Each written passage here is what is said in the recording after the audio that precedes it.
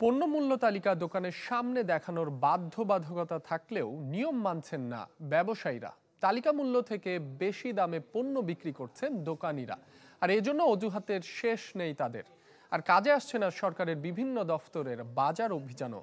এদিকে বাড়তি দামের প্রতিবাদ করলে কখনো কখনো ক্রেতাদের সাথে মারমুখী আচরণ করছেন দোকানিরা।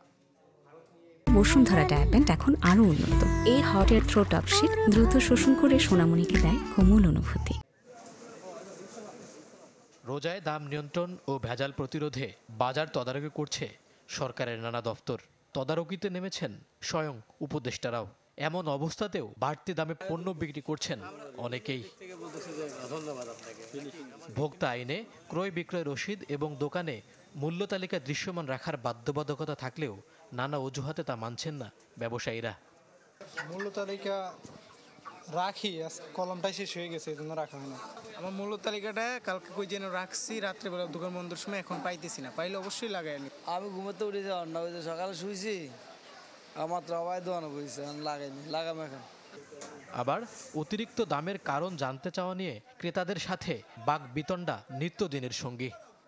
দাম রাখবি 360, আমার 1000 নিয়ে আটকাই তুই দিয়েছে। আর কয় আমি বলে 1 লাখ লই গেছি ক্যাশ দা, কয় 50,000 নেই শুধুই ক্যাশ দা। আমার 1000 নিয়ে তো ক্যাশে থুইছে, এখন আমার কয় আমি 50,000 লই গেছি, ধাক্কা দিল 4-5টা।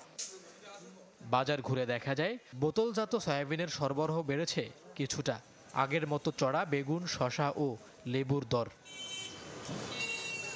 মইনুল হাসান, চ্যানেল 24, ঢাকা।